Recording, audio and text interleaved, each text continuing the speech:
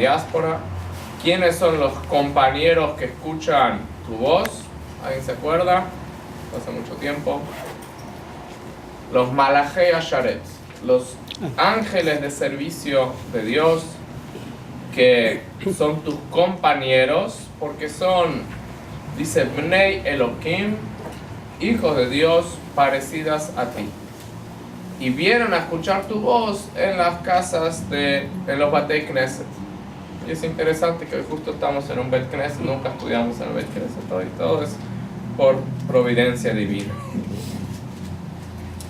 Esto va de acuerdo con la explicación del Midrash Rabbah, que dice que cuando los judíos están en los Beit Knesset, en los templos y en los Beit Midrash, buenas tardes,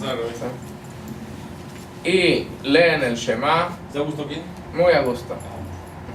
Le estamos explicando exactamente que justo habla de estudiar Torah en un Bet Knesset. Entonces estamos cumpliendo eso. Todo es por providencia divina. Muy bien. Entonces están leyendo, estudiando Torah en un Bet Knesset y leen el Shema y se dedican a la Torah. Los ángeles, los Haverim, perdón, dice, los compañeros te escuchan, quiere decir Dios, y su pamalia, quiere decir su cortejo, vienen y escuchan a la voz de Israel como estudia Torah.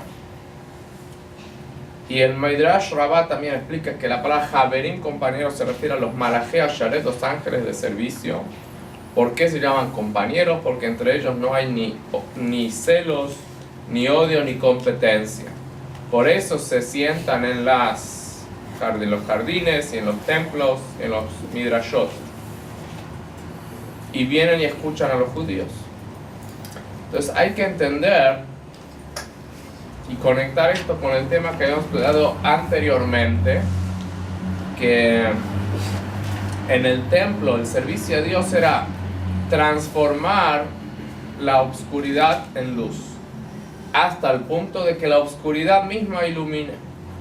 Y por eso habíamos explicado que la construcción del templo era con atzei shittim, maderas de acacia, que era para transformar a lo que está del lado opuesto a la santidad. Y ahí es cuando se cumple lo que dice el versículo: Veshahanti betoham, moraré dentro de ustedes, cuando transformamos la oscuridad en luz, que la oscuridad misma irradie luz, se logra revelar la energía se llama Or Sobev, la luz que rodea, que es una energía muy elevada. Y por eso las maderas de acacia con los que se construyó el templo se llamaban Keresh. Keresh quiere decir viga, columna. Y dice que tenían que ser columnas de shittim, de acacia, paradas. ¿Por qué se llama precisamente Keresh? En la introducción del Zohar, cuando habla de la creación del mundo, dice que Dios quiso, cuando empezó el proceso de la creación del mundo, las letras Kuf y Reish se presentaron, pero las letras Kuf y Reish simbolizan lo negativo. Y la única manera en que pueden mantenerse, existir, es conectándose con la letra Shin. Que la Shin, sabemos, representa la santidad, por eso tenemos en la mezuzá la letra Shin. Entonces, se forma la Kuf por un lado, la Reish por otro, pero en el medio entra la Shin, que quiere decir Kesher, quiere decir unión, que es una unión fuerte. Y por cuanto que se unen con la letra Shin, pueden mantenerse y existir, pero Dios no quiso crear con ellas el mundo. Porque estas tres letras también forman la palabra Sheker. Shin Kuf Reish, Sheker, que quiere decir mentira. Y la mentira es algo que no se mantiene, por eso Dios no quiso crear el mundo con mentiras, sino únicamente con verdad. Y las letras Kuf y Reish son una deformación de ¿qué letras? ¿Cuáles son las dos letras que más se le parecen? ¿La Dalet? La Reish es casi igual a la Dalet. Y la Kuf es casi igual a la Hei. La Kuf es una Hei que tiene el trazo del segundo demasiado hacia abajo. Las letras Dalet y Hei son letras de santidad. Como dije antes, voy rápido porque esto ya lo estudiamos hace varios meses, pero estudiamos. Si hay alguna pregunta, algo... Sé que muchos no estuvieron cuando estudiaron la vez pasada, entonces sí, siéntanse con libertad de preguntar. Entonces, unidas, las letras, Kuf y Reish son una corrupción, por decirlo, las letras Dalet y Hei. La Dalet y Reish son sumamente similares en su trazo y también en su significado, que la palabra la letra Dalet viene de Dalut, que quiere decir pobreza, y la letra Reish también igualmente se quiere la palabra Rash, que quiere decir pobre. Las dos implican pobreza, carencia. ¿Cuál es la más pobre de las sefirot?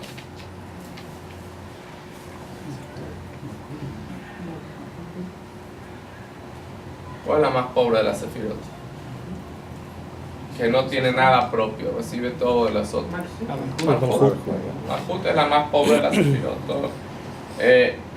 Es la que recibe, canaliza, enfoca todo lo de las otras.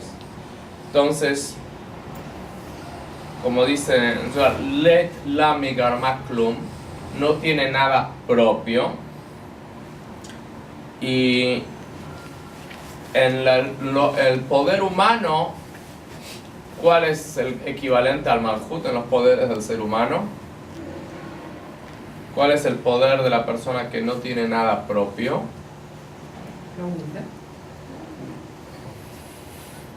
El habla.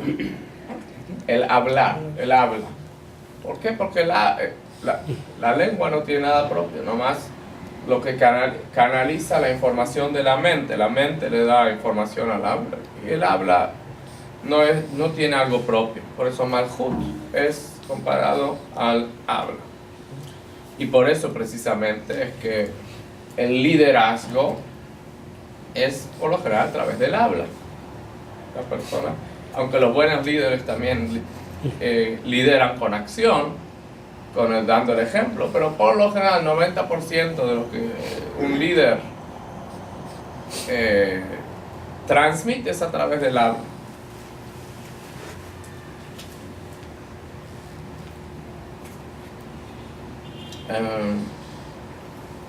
Entonces, pese a que Dalet y Reish son parecidas en su forma y en su significado, que las dos indican pobreza, pero son sumamente distintas. Porque si uno cambia una Reish por una Dalet, o al revés, una Dalet por una Reish, está escrito en el Vaikra Rabbah que una persona destruye mundos haciendo estos cambios. Por ejemplo, el Shema Israel, por eso tenemos la Dalet, Gam Hashem Echad, y se pone hincapié en la Dalet, que se escuche claro, porque si uno cambia la Dalet por una Reish, el significado es totalmente opuesto. Déjame decir que Dios es uno, dice Hashem que Dios es otro. Y como dice también en el Tur y en el Shulchan Aruch, que aquel que alarga en la letra Dalet, con ese Had, le alargan sus días y sus años, siempre y cuando lo que dice el Tur es que aquel que alarga la palabra Ejad, no la Dalet, Ejad, entonces que alargue en la palabra Ejad, pero que enuncie bien a la letra Dalet.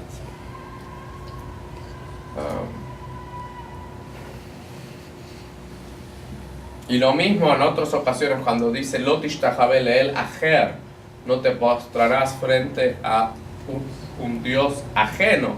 Si Had Shalom lo cambia y pone Had, uno, entonces como que no postrarse frente a Dios, entonces también causa destrucción.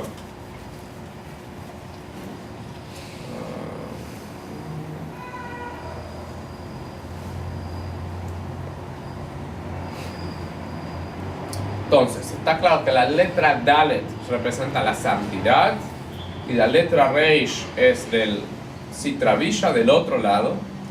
Y la gran diferencia es que la letra Dalet tiene una Yud en su ángulo superior derecho, que eso es la santidad y la anulación, la humildad y el empequeñecerse a sí mismo, que está simbolizado por el Malhut de Atzilut. Que Malhut de Atzilut es el nivel que no tiene nada propio, porque está totalmente anulado frente a Dios. Y por eso el Malhut de Atzilut está simbolizado por un punto nada más abajo del Yesod, que es la humildad y la anulación con respecto a las otras sefirot, que gracias a eso, a su humildad, se vuelve un recipiente para recibir de todas las otras sefirot. Y es como se vuelve, de cierto modo, se vuelve, pese a que no tiene nada propio, pero se vuelve la más poderosa, se transforma en el líder, el Malhut. ¿Por qué? Porque sabe canalizar, recibir de todas las otras sefirot y se vuelve, toma el poder de todas. A ver, esa es una pregunta. Me quedé pensando y no recuerdo a quién. O sea, solamente me acuerdo de personas que no son ni Bené, ni judíos,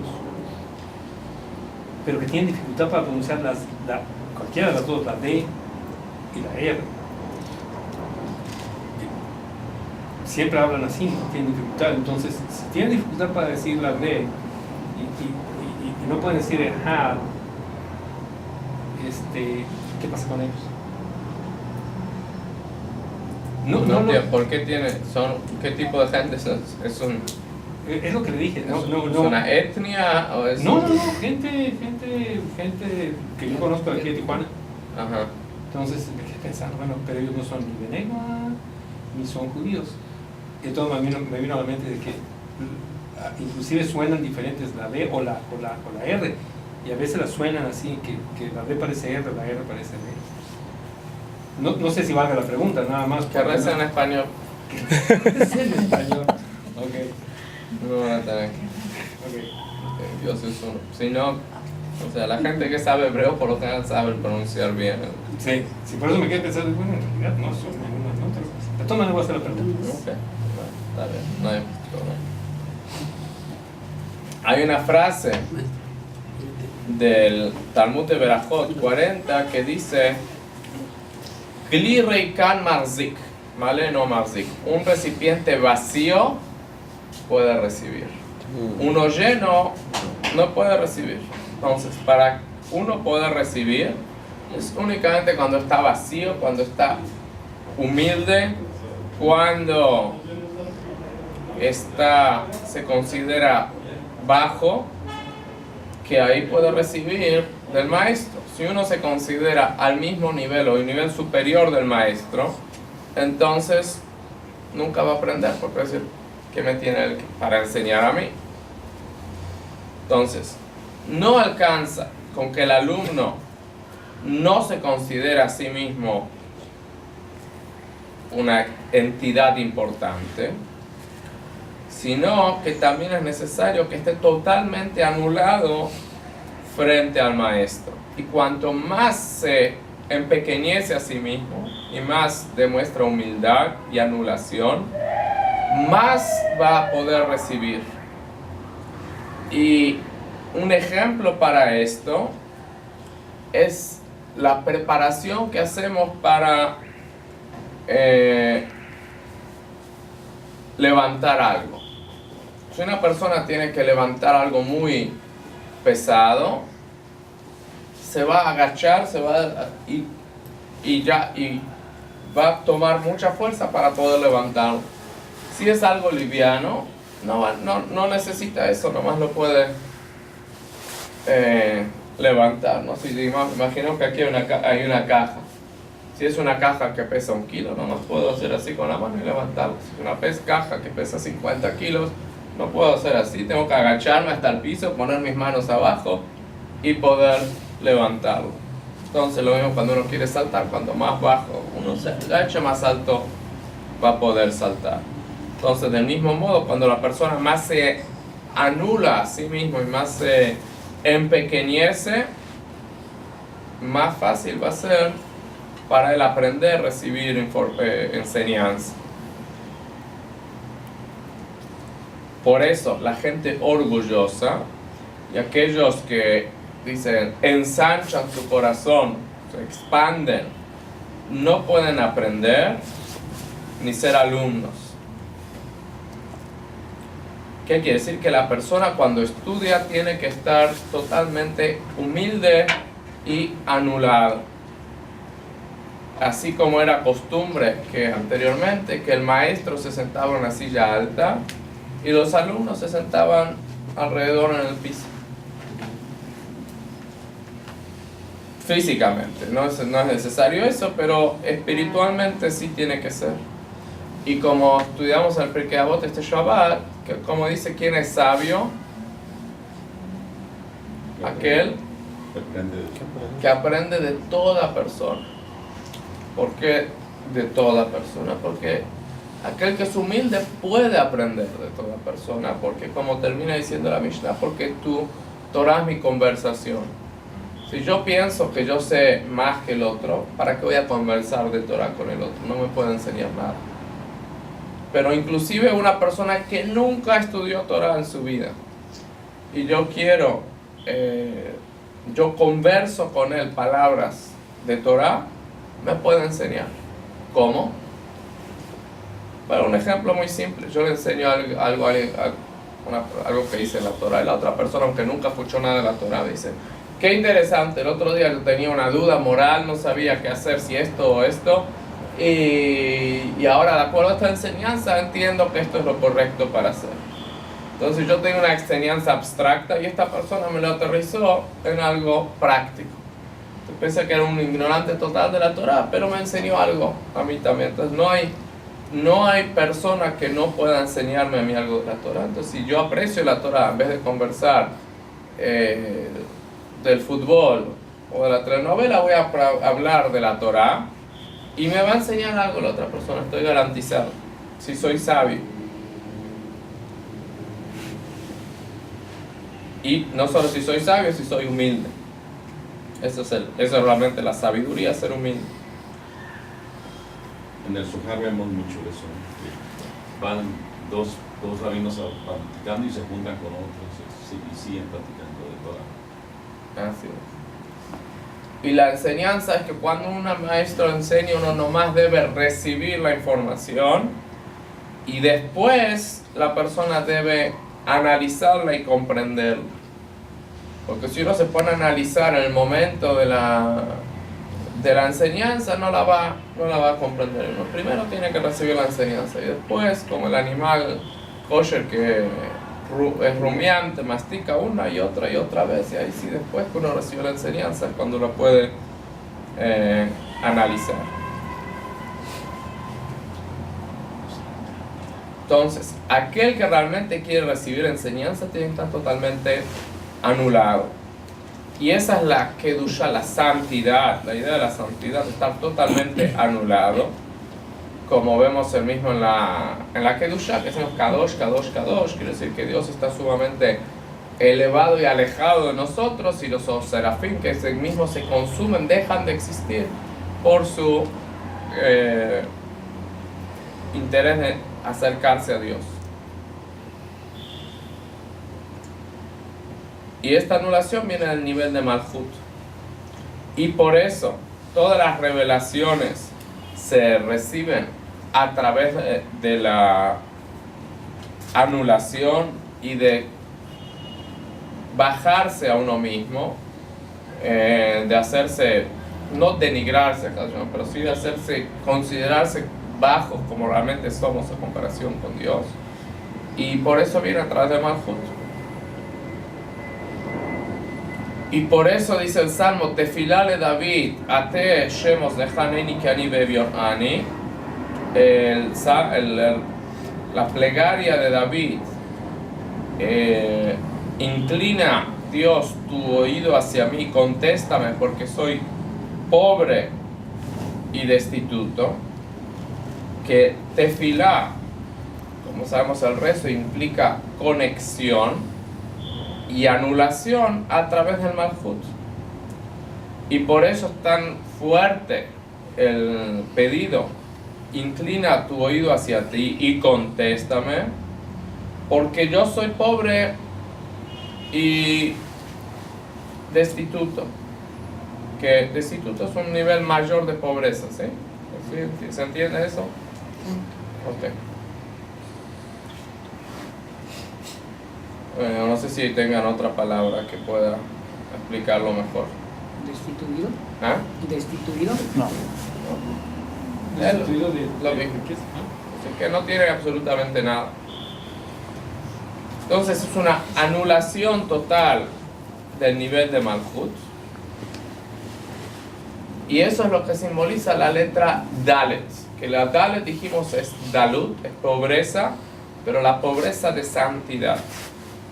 A diferencia de la Reish, que no tiene la Yud en su esquina superior derecha, que no está anulado, sino que el Reish, como sabemos bien, la palabra Rasha también, que implica maldad, que implica orgullo y comportamiento grotesco.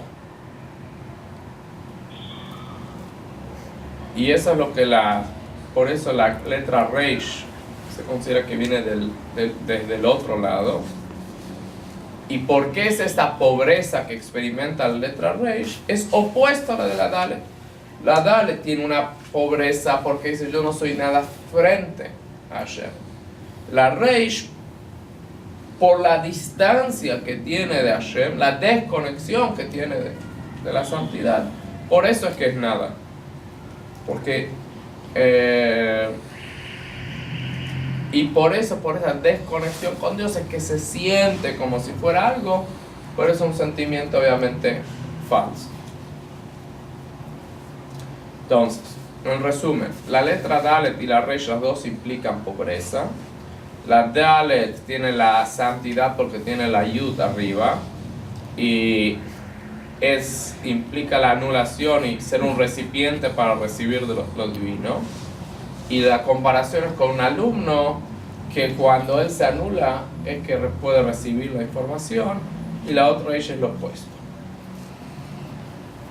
Entonces, explicamos que la diferencia está en la Yud, que existe en la esquina superior derecha.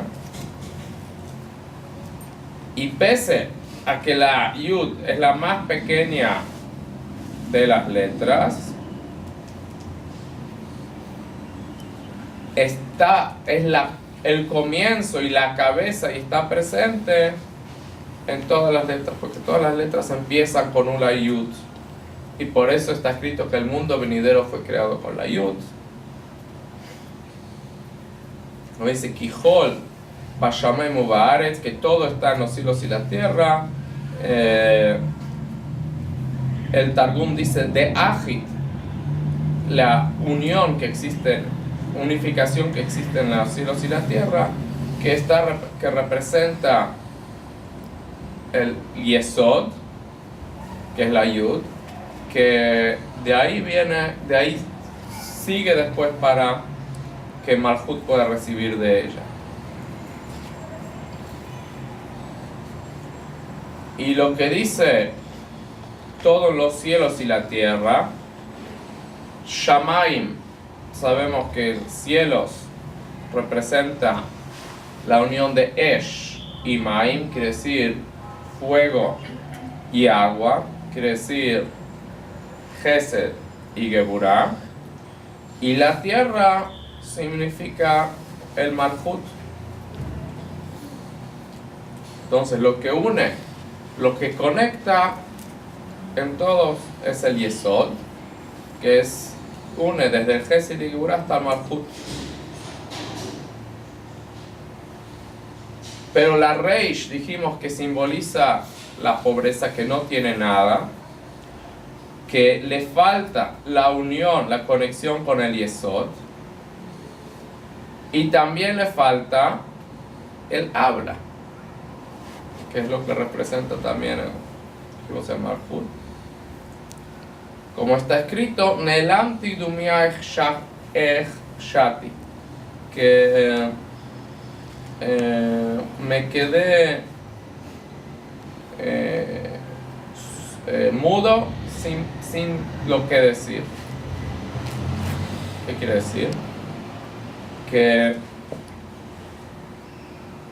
el habla llega también con la ocultamiento,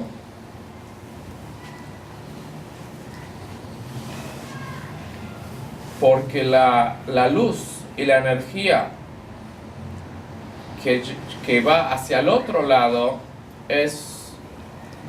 tiene que llegar de una forma muy oculta, muy limitada, para que pueda crear la ilusión de independencia del lado que es opuesto a la pureza. Y esa es la diferencia entre Jacob, que Jacob dijo Yeshli Kol, yo tengo todo, y Esav, que dijo Yeshli Rav, yo tengo mucho. Que Jacob simboliza la santidad, que todo implica la unión entre los cielos y la tierra. Quiere decir que en la tierra estamos conscientes de dónde viene nuestra energía. Y Esav, por otro lado, simboliza la impureza, dice que yo tengo mucho, pero no todo. ¿Qué quiere decir? El mucho implica abundancia en lo material, pero sin conexión con lo espiritual, sin estar consciente de dónde llega esa abundancia. Como dijo Rametivta, en aquel que es pequeño es mucho, y aquel que es mucho es pequeño. ¿Qué quiere decir? Aquel que se hace pequeño a sí mismo recibe mucha, la palabra rab que se usa mucho, recibe mucho de Dios. Aquel que se hace a él mucho, el que se hace muy grande, realmente es pequeño, porque puede recibir únicamente muy poca energía de Dios, porque si recibiría más, dejaría de ser lo que es. Recibe muy indirecto. Que ¿cómo se elevará Jacob? Que él es pequeño, que su humildad, su pequeñez le implica la elevación.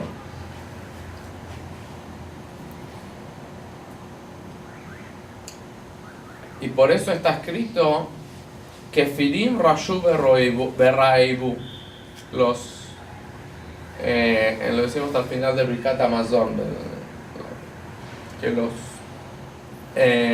negadores o los apóstatas, ¿tiene un sidur a mano? Sí. No sé cómo lo traduce el sidur. Muchas gracias, muy amable. Buscar ahí la traducción.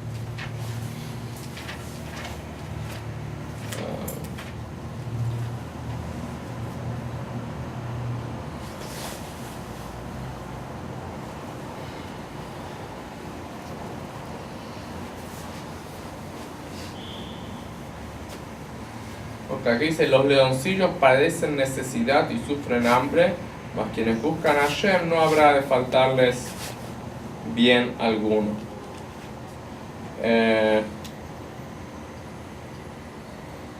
La palabra kfirin también viene de kofer, como dijimos, los que niegan.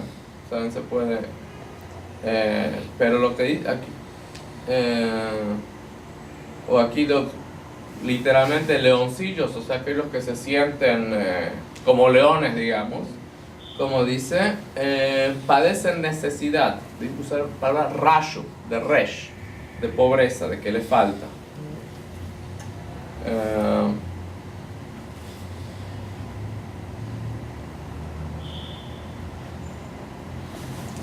Y por eso dice que se van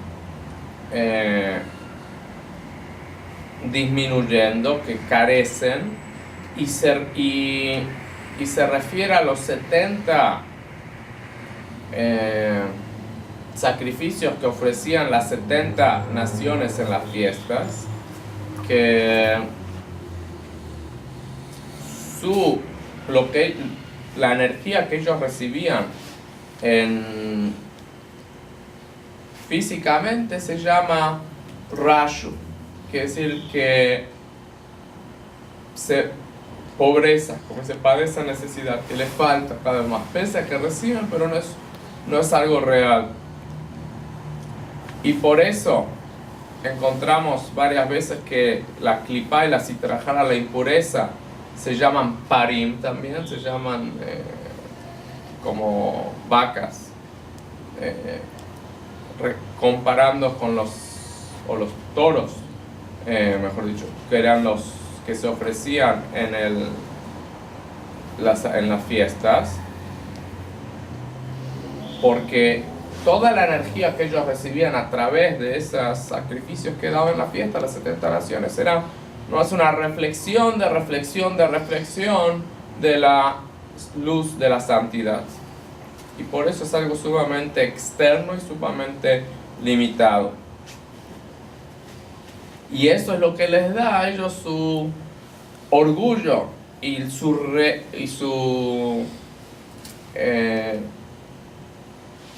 su ilusión de ser algo independiente. Como decía el faraón, que él se llamaba a sí mismo un dios, y que él creó el río, y que él era el creador, y que él se creó a sí mismo. Pese a que él sabía que era lo opuesto de la verdad, y que la verdad era clara de que cuando el río subió y cuando Egipto salió de sus problemas, cuando Jacob llegó y él fue el que trajo la bendición a Egipto, pero las palabras paró son las mismas palabras, pero las letras de paró son las mismas palabras de Eref, de Nuca, que él se volteó, dio la espalda y negó todo el bien que había recibido,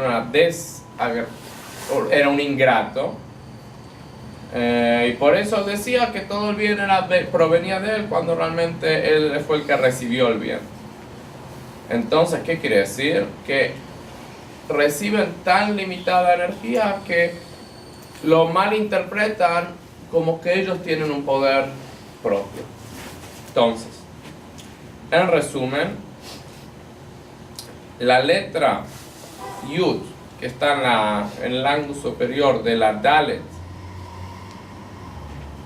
es lo que trae la humildad y la unión con Dios, y es lo que por eso dijo Jacob, Yesh li kol, tengo todo, que es la unión de los cielos con la tierra.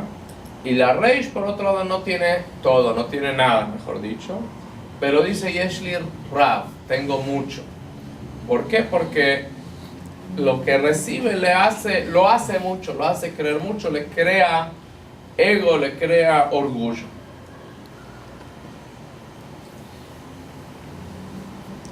¿Está claro hasta ahora? Ok. Ahora entramos en la mitad de este capítulo. Entonces, la santidad, dijimos, está representado por las letras Dalet y Hey, y el lado opuesto por las letras Reish y Kuf. La letra Hei también tiene una Yud en su esquina superior derecha, pero también tiene una Yud en la patita. Es como una Yud, esa la patita de...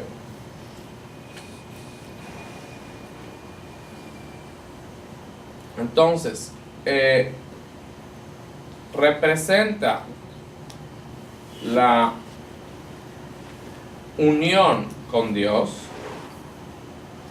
La Dalet recibe de la letra anterior a ella, que es la letra Gimel, como explicamos en una ocasión, que bien, de ahí viene la palabra Gomel, Dalim, o también se dice Gemilut Hasadim, que el Igmol quiere decir dar, por eso el Dalet está unido a la Dalet está unido a la Gimel, que la Gimel es la que da, la que alimenta, y es la unión, está simbolizada por la unión de Jochma y Binah. Y en la Hei, la Yud está hacia adelante porque es una unión de cara a cara que se logra a través de la Tzedaká. Como está escrito que la Tzedaká es Tzedek Hei, que de la Dalet se transforma en una Hei. Como dijeron los sabios en el Talmud Shabbat, Gimel Dalet, Gmol Dalim, quiere decir ayuda al pobre. Que la Dalet recibe de la Dalet recibe de la Gimel, y a través de eso se transforma en una letra Hei. Pero en el lado opuesto de la santidad, de la letra Reish, que se transforma en una Kuf. Que la Kuf es parecida a la Hei, pero la pata de la Kuf, ¿sí están familiarizados con las letras? ¿Sí? ¿O hace falta dibujarlo? No hace falta. ¿Ah? ¿Ahí en el alfabeto? No, está en el alfabeto. Ok, perfecto. La Kuf es básicamente una Reish, no más que la pata no es como la Hei que termina en la línea, sino que desciende demasiado bajo, que es, como está escrito, Raglea Yordot Mavet, que sus piernas bajan hacia la muerte, hacia lo opuesto a la santidad.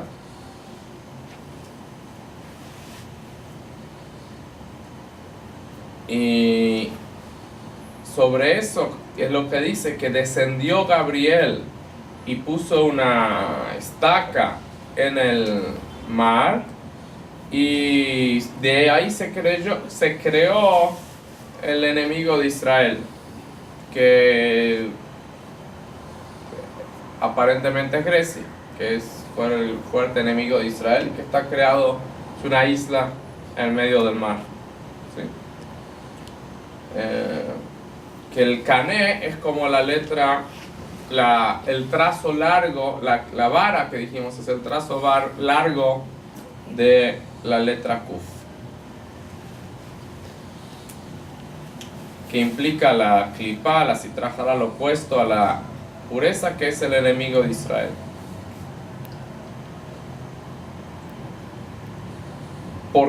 ¿Cuál es esta diferencia? Explicamos la vez pasada que hablamos de esto, que la letra Hei tiene 3 trazos que simbolizan pensamiento, palabra y acción. En la Hei esa es la perfección, porque la acción termina con el nivel de la línea, pero hay una separación entre pensamiento y palabra y la acción, porque hay una reflexión antes de actuar. Uno no actúa impetuosamente.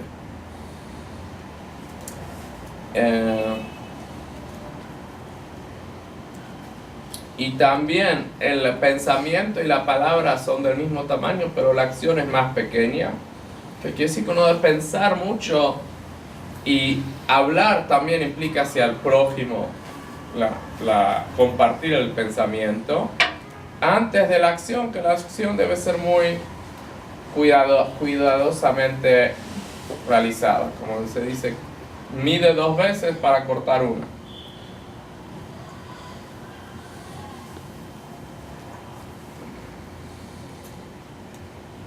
El mundo de así obviamente es el mundo de acción. Pero como dice el versículo, Berativ y Etzartiv, Af Asitiv. Lo creé, lo formé, también lo hice. La palabra Af es una interrupción, que es el espacio que hay en la Hei antes de la acción.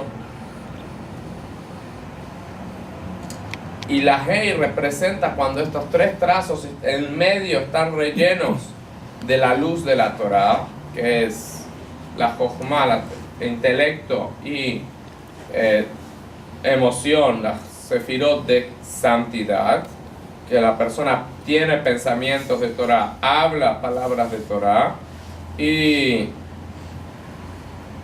se cuida de que sus acciones también sean acciones de mitzvot. Como está escrito, todas las acciones deben ser para Dios. Que inclusive cuando la persona está haciendo acciones mundanas, acciones permitidas o mundanas, las está haciendo con Dios en mente, Leshem Shamayim. Como cuando la persona trabaja, está trabajando porque dice Sheshet Yamim Ta'avod, 6 días trabajarás, y el motivo que él trabaja es para poder con la ganancia cumplir y realizar las mitzvot como Tzedakah, Gmilut Hasadim, y que su mente pueda dedicarse para el estudio de la Torah y tener tiempos fijos para rezar y para estudiar. Entonces, cuando la persona trabaja de esta manera, no solo que los tiempos en que él después del trabajo estudia y hace mitzvot y reza son tiempos de santidad, sino que inclusive sus actividades mundanas también son actividades de santidad. ¿Por qué? Porque no, obviamente si tiene a Dios en mente no va a robar, no va a engañar, no va a mentir, porque no quiere separarse de Dios en ningún momento, inclusive cuando está trabajando. Y lo ilumina una fe simple y completa, que la riqueza viene de la bendición divina, y únicamente va a venir la bendición divina cuando uno tiene un recipiente apropiado para esa bendición. Y así también cuando come y toma y hace todas sus actividades, se acostumbra a hacerlas para Dios, hacerlas de forma saludable, para poder estudiar y servir a Dios, cada persona de acuerdo a su capacidad. Hay gente que son más intelectuales, más en el estudio, gente que son más emocionales, más en el rezo, hay gente que son más de acción, más en la tzedakah, ayudar a los pobres, pero todos sus pensamientos, palabras y acciones están constantemente dirigidos hacia Dios.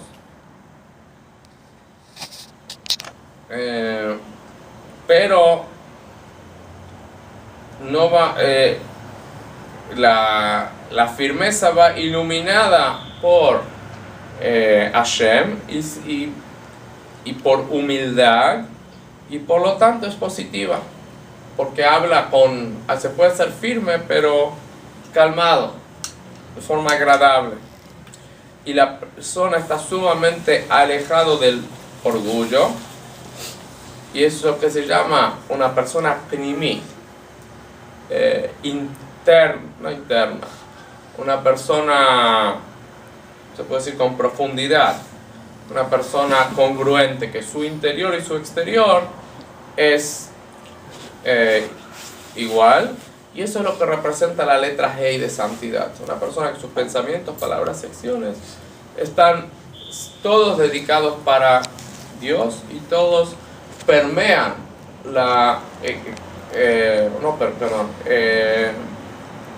todos emanan la santidad, incluso no importa lo que la persona esté haciendo, tanto sea trabajo santo como trabajo mundano. Eso es lo que representa la Hei, ese balance y esa forma de ser íntegro, de ser congruente, de ser igual en todo lo que uno hace. ¿Está claro? ¿No hay preguntas? Para dar un ejemplo un poquito de esto, como cuando una persona se enoja y le grita al hijo, o no se enoja, perdón, cuando la persona disciplina al hijo. A veces uno puede hablar de forma muy fuerte, pero el hijo, el alumno, la persona sabe, se da cuenta, si viene el grito o la reproche viene porque el papá está enojado y perdió el control y está avergonzado de la conducta del hijo, por eso se siente su ego, ¿cómo mi hijo me hace esto? ¿Sí? Por eso siente su ego dañado y por eso reacciona gritando y de forma violenta. O si está demostrando firmeza, pero estando en control de sí mismo. Y tranquilo, pero firmemente disciplina al hijo. Entonces esa es la disciplina que tiene efecto. La otra, que uno nomás trata de quitársela su frustración a través de un grito, no logra absolutamente nada. Entonces esa es la Hei de Kedushá, de la santidad. La Kuf, por otro lado, representa pensamiento, palabra y acción de la Klipa. Y viene de la letra Reish, que la Reish representa el pensamiento y la palabra de la impureza, que cuando la persona está llena de pensamientos ajenos, de pensamientos negativos, y habla también algo que no es con Dios en mente, ni siquiera, no hace falta decir algo prohibido, sino inclusive algo que no es, como dijimos, no está con Dios, no tiene a Dios en la mente, o habla muchas tonterías, banalidades. A través de eso se transforma en la Reish se transforma en una Kuf, que la persona desciende a un nivel muy bajo,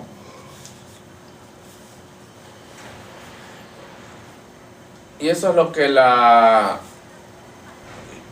Kuf representa, que baja hacia lo malo, lo negativo. Y todo esto viene de pensamiento y palabra que no eran buenos, pero no que eran malos. O sea, uno empieza con pensamiento y palabras que no son buenos y la acción termina realmente siendo negativa. Para dar un ejemplo de algo cotidiano, algo que me llama la atención a mí, es en los periódicos. Los periódicos hoy en día, algunos se dedican mucho a analizar banalidades, ¿no? O sea, hasta hay periódicos, que todo el periódico se llama televisión, ¿no?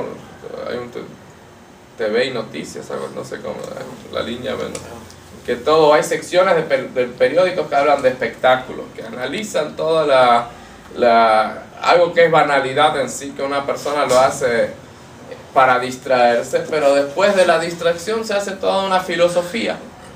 O sea que es banalidad de banalidades. Entonces uno dice, bueno, ¿qué tiene de malo? Lo que no tiene nada de bueno. Entonces si no tiene nada de bueno, cuanto uno más se dedica a algo que no tiene nada de bueno, entonces la acción termina siendo negativa. Y por eso dice, si se acuerdan, en el pozo en que arrojaron a Yosef, Ve'abor rek en bomaim, el pozo en que cuando los hermanos estaban enojados con Yosef lo aventaron a un pozo, que dice el pozo estaba vacío.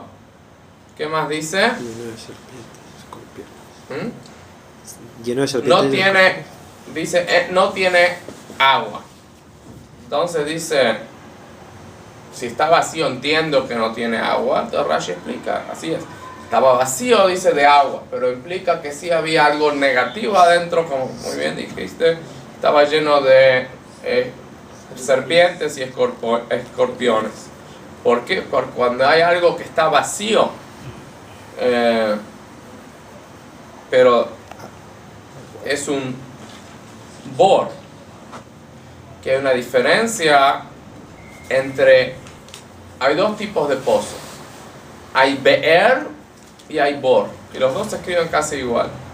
Be'er es bet alef reish, que implica un pozo de agua, donde se va a sacar agua. Bor implica un hoyo en la tierra nomás, un pozo que es eso nada más, que no...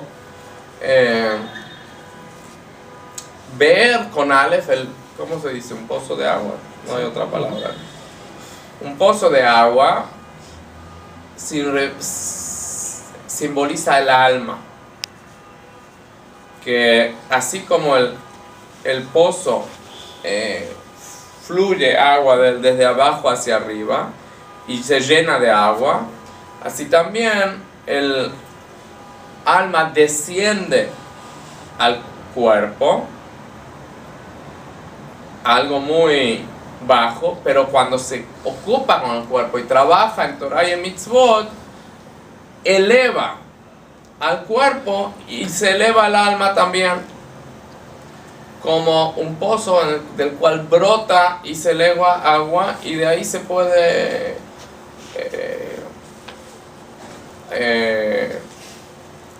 ¿cómo se dice? Se puede regar jardines y puede crecer frutos y puede haber mucho positivo, que es la revelación de la divinidad. Entonces, cuando la persona trabaja con su cuerpo y con su alma animal, se vuelve como una fuente en los jardines, que el jardín simboliza el Gan Eden, y jardines simboliza los dos niveles de Gan Eden, el Gan Eden inferior y el superior, que son niveles de placer para las almas cuando se elevan. Pero un bor vacío, un bor con vav, que está vacío, ¿por qué me tiene que decir que no tiene agua? Porque como dijimos antes, tiene serpientes y escorpiones, que habla del alma animal, que está lleno de criaturas dañinas, y por eso es como la kuf, se compara a la kuf, que es la línea que baja demasiado bajo,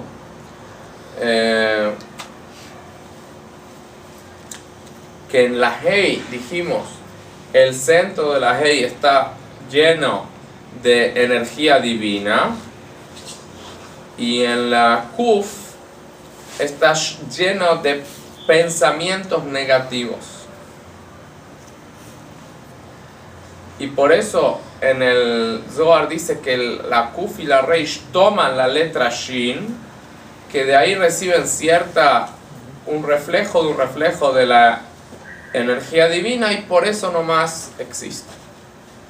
Entonces, resumiendo el capítulo que vimos, dice que en la santidad de la Dalet se hace una Hei, que del pensamiento y palabra divino viene una acción de Torah y Mitzvot, y en el lado opuesto de la Reish se hace una Kuf, que pensamiento y palabra negativos se cae,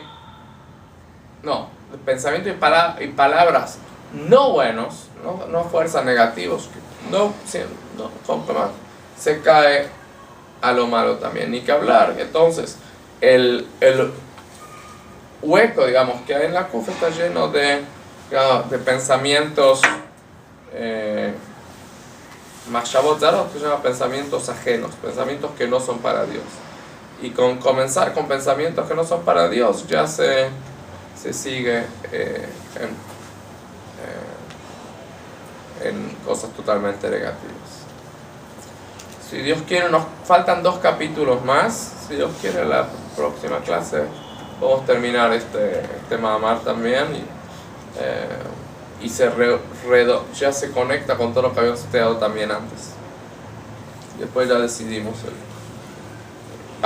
Esto es toda una serie de mamarim, de discursos que dio el Rebbe anterior, justo antes de morir, que están muy... que son toda una continuación muy bonita. Entonces, ¿podemos seguir o podemos buscarlo? No, terminamos con Sí.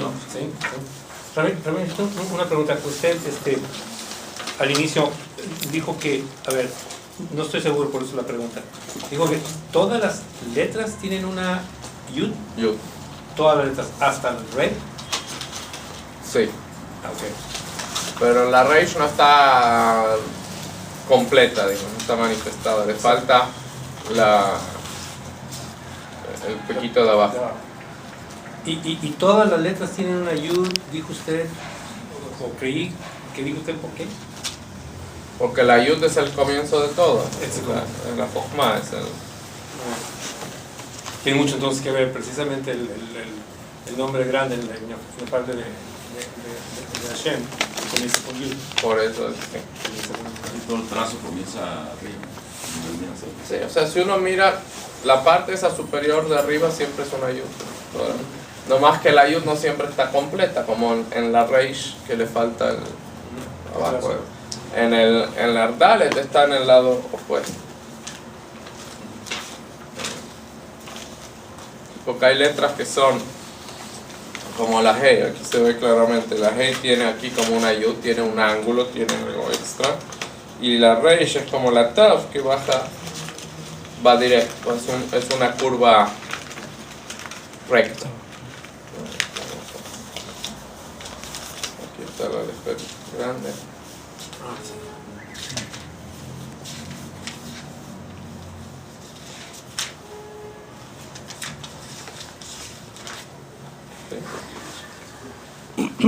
La reish es una... La reish, la kuf tienen aquí son redonditas. La dalet y la hey aquí tienen una curva extra. ¿Se alcanza?